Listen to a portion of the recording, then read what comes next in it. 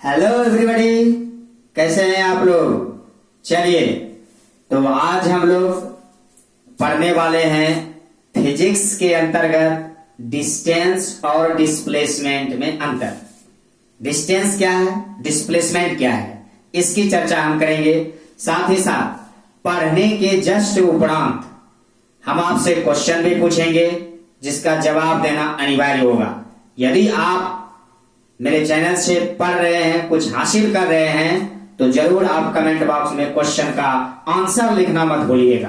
तो चलिए, तो हम पढ़ते हैं डिस्टेंस। आज का टॉपिक है डिस्टेंस एंड डिस्प्लेसमेंट। डिस्टेंस कहें तो दूरी। चलिए देखते हैं कि दोनों चीज क्या है। देखिए, बहुत ही बड़ा क्वेश्चन है। जैसे आपसे पहले मैं क्वेश्चन कर देता हूं, पहले आप जवाब देके देख लो। मैं आपसे पूछता हूं, क्या डिस्टेंस यानी दूरी 0 हो सकता है? यस और नो, यस और नो में जवाब दें। क्या दूरी 0 हो सकता है? यस और नो में जवाब दीजिए। चलिए, तो आज हम ऐसे सब टॉपिक पर डिस्कस करेंगे, ऐसे सब छोटी छोटी क्वेश्चन पर डिस्कस करेंगे जिसका जानना बहुत ही आवश्यक है और वो एग्जाम में पूछा जाता है। तो चलिए, तो प्रारंभ करते हैं। डिस्टेंस यानी दूरी को समझते हैं। दूरी क्या है? साधारण सी बात है कि आप जानते हैं कि मान लीजिए कोई एक पॉइंट यहां है ए, अब कोई एक पॉइंट यहां है बी, नहीं तो यहां से यहां तक की जो है ये क्या है? डिस्टेंस है। ये क्या है? डिस्टेंस है। बट पता ये करना है कि बस इतना ही छोटी सी चीज में इंसान फंसता क्यों है, क्यों उलझ जाता है, जो कि आंसर गलत कर देता है। तो समझिए, किसी खास समय में, है ना, किसी खास समय में चली गई पथ की कुल लंबाई। ध्यान दीजिएगा, हमने क्या कहा? ध्यान दीजिएगा, हमेशा कर रहे हैं। देखिए, किसी खास समय में मान लो कोई व्यक्ति यहां है, यहां गया। इसका अर्थ है कि इस ए स्थान से इस बी स्थान को जाने में उसे समय लगा होगा, कुछ तो समय तय किया होगा। यानी किसी खास समय में, यानी कोई तो समय उसको लगा होगा। चली गई इस पथ की लंबाई को ही क्या कहते हैं? डिस्टेंस यानी दूरी कहते हैं। क्या कहते हैं? दूरी कहते हैं। बात समझ रहे हैं ना? इसको क्या कहते हैं? दूरी। तो किसी खास समय में, उदाहरण के तौर पर आप ये समझो कि मान लो आप क्यूल से चले जमालपुर आए, तो क्यूल से चले जमालपुर आए, इसका अर्थ है कि क्यूल से जमालपुर आने तक में आपको कोई ना कोई टाइम स्पेंड किए, यानी कोई खास समय लगा। और उस समय लगने के दौरान आपने जो पथ की लंबाई तय की, दैट इज डिस्टेंस, वही तो दूरी है। समझिएगा। अब बात करते हैं दूरी। ये स्केलर क्वांटिटी है, अदिश राशि है। क्यों? क्योंकि सिर्फ इसमें मैग्नीट्यूड होता है, परिमाण होता है, दिशा नहीं होती। सिर्फ परिमाण होता है, यानी मैग्नीट्यूड होता है। जब हम आपको वेक्टर क्वांटिटी पढ़ाएंगे, स्केलर क्वांटिटी पढ़ाएंगे, तो इसका हम पूर्ण डिफरेंशिएशन करेंगे, आप बच्चे से समझेंगे। अभी सिर्फ इतना जानिए कि इसमें परिमाण होता है, साथ ही साथ क्या होती है? दिशा नहीं होती है। अर्थात ये क्या है? दूरी है। दूरी हमेशा हमेशा के लिए धनात्मक होती है। डिस्टेंस हमेशा याद रखिएगा, हमेशा क्या होती है? धनात्मक, पॉजिटिव होती है। याद रखिएगा, डिस्टेंस क्या होती है? धनात्मक। और ये केवल परिमाण को दर्शाती है। परिमाण को, परिमाण समझ है ना, मैग्नीट्यूड को। ये जो है किसको दर्शाती है? मैग्नीट्यूड को।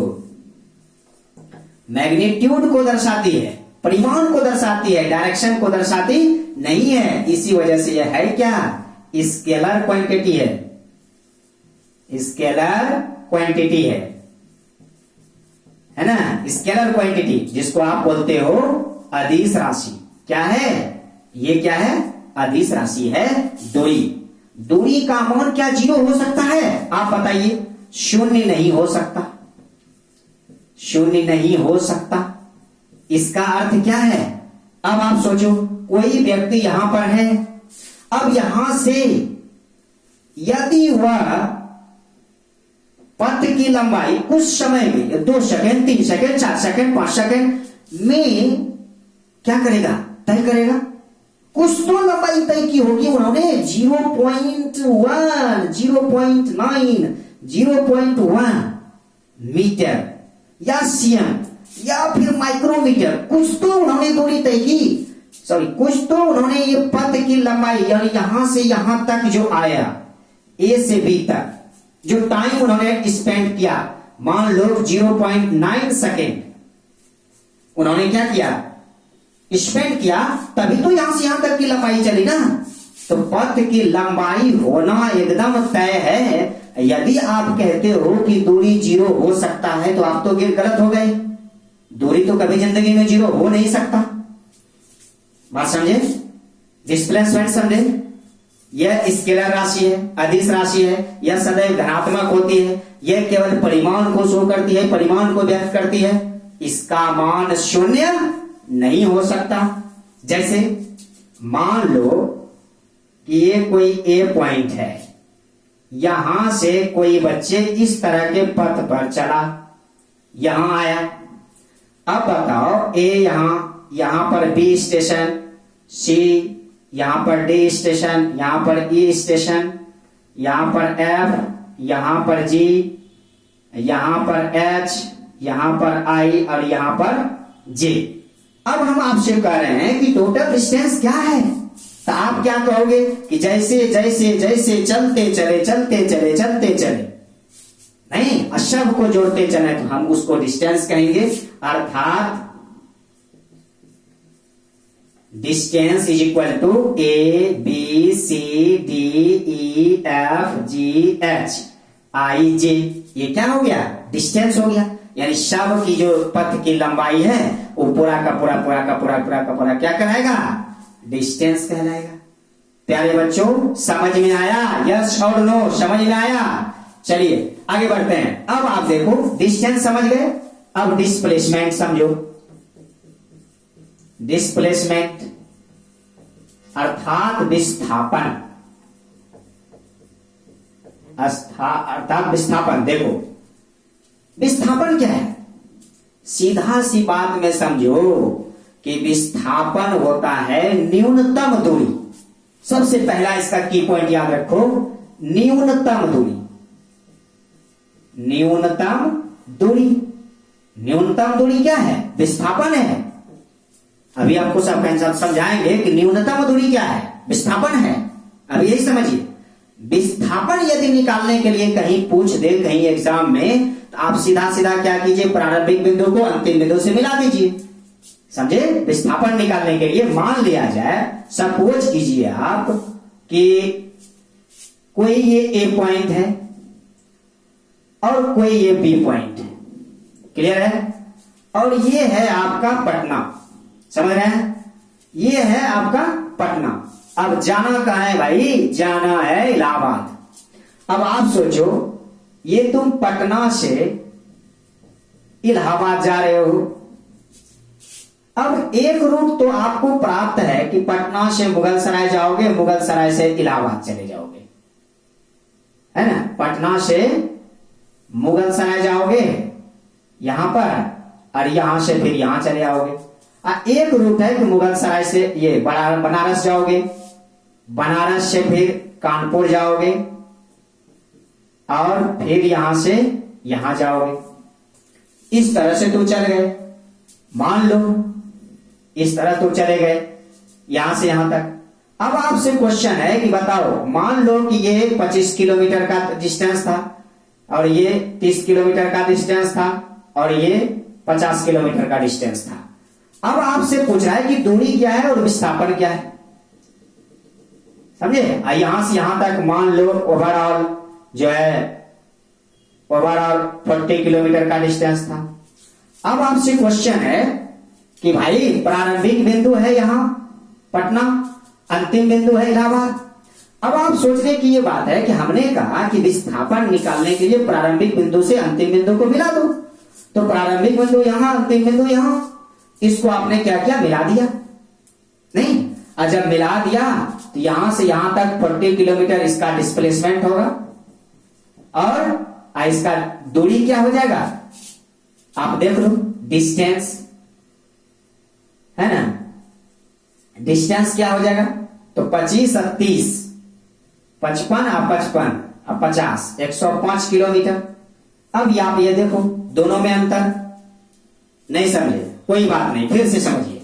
देखो, जैसे कोई एक व्यक्ति है जो वृत्ताकार पथ पे चक्कर लगा रहा है, मान लो इस वृत्ताकार पथ की त्रिज्या है 10 किलोमीटर, समझो ध्यान से। अब कोई व्यक्ति इस पर चक्कर लगा रहा है, प्रारंभ किया यहां से, हम कह रहे हैं भाई इसका विस्थापन क्या है, यदि वह 2.5 चक्कर लगाता है, यदि वह 2.5 चक्कर लगाता है तो भाई इसका विस्थापन क्या है। हमने क्या कहा, विस्थापन को प्रारंभ बिंदु को अंतिम से मिला दो। अब अंतिम बिंदु आएगा कहां, आप देखो, एक चक्कर यहां से घूमेगा 1, यहां से घूमेगा 2, अब जो घूमेगा आधा ही घूमेगा ना। तो प्रारंभ किया था ए से, अंत हुआ बी पर, इसका अर्थ है इधर त्रिज्या 10, इधर कितना, ये भी 10, यानी इसका डिस्प्लेसमेंट कितना हो गया, इसका डिस्प्लेसमेंट कितना हो गया, 20 किलोमीटर मीटर, जो भी समथिंग कहो आप, 20 किलोमीटर। समझे, न्यूनतम दूरी समझे। ओवरऑल आप क्या कह सकते हो भाई, तो ओवरऑल ये कह सकते हो कि मान लो कोई पॉइंट यहां है, इस तरह से घूम के यहां आया, तो ये क्या हो गया, न्यूनतम दूरी, यानी ये विस्थापन हुआ, ये विस्थापन और ये दूरी का रहेगा। क्लियर हो रहा है। अब बात करते हैं कि विस्थापन क्या क्या हो सकता है। तो याद रखना, विस्थापन क्या क्या हो सकता है। अब देखो, विस्थापन क्या हो सकता है भाई, सदिश राशि है ये, क्योंकि मैग्नीट्यूड और डायरेक्शन दोनों होगा। क्यों होगा, क्योंकि मैग्नीट्यूड और डायरेक्शन दोनों होगा, इस वजह से सदिश होगा। क्लियर है। अब ये देखो, ये प्लस भी हो सकता है, क्लियर है, माइनस भी हो सकता है, ऋणात्मक और शून्य भी हो सकता है। ध्यान दो, यानी विस्थापन धनात्मक, ऋणात्मक और शून्य भी हो सकता है। जैसे उदाहरण देते हैं, शून्य कैसे हो सकता है। आप सोचो, कोई व्यक्ति सीढ़ी पर से चढ़ना स्टार्ट किया और इमारत पर चढ़ गया, जैसे चढ़ा दो, जैसे मान लो कोई व्यक्ति इस तरह से चढ़ा, इस तरह से यहां पहुंचा। अब अभी क्या है, ये व्यक्ति क्या कर रहा है, ऊपर जा रहा है, नहीं, ये व्यक्ति ऊपर जा रहा है और यहां पहुंचा। अब ये व्यक्ति क्या किया, फिर से वहां से आना स्टार्ट किया, इस तरह से रिटर्निंग। अब आप देखो, रिटर्निंग कंडीशन आया तो फिर तो वो जहां से चढ़ा था वहीं आ गया। इसका अर्थ है कि प्रारंभ बिंदु भी यही, अंतिम बिंदु भी यही। तो विस्थापन कितना, शून्य। तो विस्थापन कितना, शून्य होगा। समझ में आया, समझ में आया, यस और नो, जल्दी बोलो। अब देखो, क्लियर है। अब हम बढ़ते हैं आगे। देखो, विस्थापन गति के पथ से बिल्कुल स्वतंत्र होती है। क्या होती है, गति के पथ से स्वतंत्र होती है। देखो, ये सब की पॉइंट है, गति के पथ से स्वतंत्र होती है, स्वतंत्र होती है। देखो, ये सब की पॉइंट है, आपको याद रखना होगा, इससे क्वेश्चन एग्जाम में बनता ही बनता है। क्लियर हो रहा है। तो जान गए, विस्थापन निकालने के लिए इसको सीधा सीधा मिला, क्या करेंगे, मिला देंगे। क्लियर है। अब आप सोचो, एक क्वेश्चन हम आपसे कहते हैं, आप बताना कि क्या होगा। मान लो कोई यहां प्रारंभिक बिंदु था, यहां से वह एक तो इस तरह गया,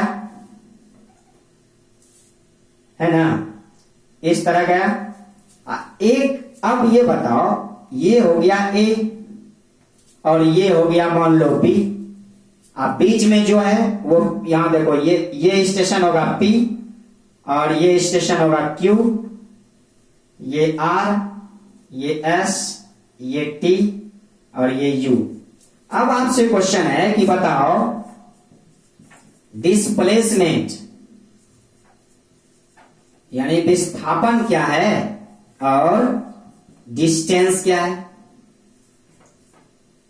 तो अब आप सोचो विस्थापन क्या है, प्रारंभ को अंतिम से मिला दो, अर्थात ये इसको क्या करो इस तरह से इसमें मिला दो। तो यानी आप क्या कहोगे कि ए और बी, नहीं ए से बी तक सर विस्थापन हुआ। अब भाई डिस्टेंस क्या हुआ, तो ए से चलिए P Q R S T U B, ये पूरा का पूरा क्या होगा, डिस्टेंस होगा। समझे, क्लियर बोलिए, समझे आप लोगों ने। दूरी और विस्थापन बिल्कुल समझ में आया। अब आपसे 3 क्वेश्चन है दूरी और विस्थापन से, और उसका जवाब कमेंट बॉक्स में देना है। चलिए, तो पहला क्वेश्चन है, देखिएगा क्वेश्चन नंबर 1। पहला क्वेश्चन है कि मान लो कोई व्यक्ति यहां से यहां गया, फिर यहां से यहां आया, फिर यहां से यहां आया, है ना। ये देखो यहां से प्रारंभ किया था A B C D E F. अब मान इसका दिया है 4 मीटर, 3 मीटर, है ना, 2 मीटर और 2.5 मीटर, आई मान लो कि 3 मीटर दिया है।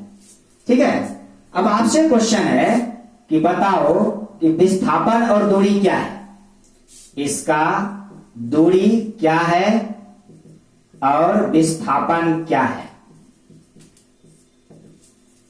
चलो, तो इसका आंसर तुम कमेंट बॉक्स में लिख करके देना। ठीक है, तीनों क्वेश्चन के उपरांत मैं आंसर अभी तुरंत बताऊंगा। अगला क्वेश्चन है कि मान लो कोई व्यक्ति वृत्ताकार पथ पर चक्कर लगा रहा है, जिसकी त्रिज्या दिया हुआ है 5 मीटर, और ये चक्कर लगा रहा है ना, ये चक्कर लगा रहा है 4.5 चक्कर, 4.5 चक्कर। ठीक है, अब इसकी दूरी क्या है और विस्थापन क्या है, ये दोनों आंसर आपको देना है। क्लियर है। तीसरा क्वेश्चन है कि बताइए विस्थापन होता है डैश। ऑप्शन है अधिकतम दूरी, अधिकतम दूरी, दूसरा ऑप्शन है न्यूनतम दूरी, तीसरा ऑप्शन है अधिकतम न्यूनतम दोनों, चौथा ऑप्शन है कोई भी नहीं। फिर से सुना, विस्थापन होता है तो विस्थापन क्या होता है, अधिकतम दूरी, न्यूनतम दूरी, दोनों, कोई नहीं। इसका आंसर आप कमेंट बॉक्स में दें। ठीक है, अब मैं इसका आंसर बताता हूं, इसका आंसर क्या होगा। चलो देखो, दूरी तो ये हुआ कि ए से लेकर के एफ तक, आप सबको प्लस कर दो, आंसर हो जाएगा। विस्थापन यहां से यहां तक मिलाओ, यहां से यहां तक मिलाओगे तो कितना दिया हुआ है, देख लो 3 मीटर का है। यहां से यहां तक मिलाओगे तो ये और ये मान दोनों बराबर है, तो 3 मीटर का है, तो विस्थापन यहां पर 3 मीटर होगा। अब इसमें देख लो चक्कर का है तो परिधि 4.5 से गुना कर दोगे, परिधि आर का मान यहां रखोगे, पाई का मान जान रहे हो, दूरी निकल जाएगा।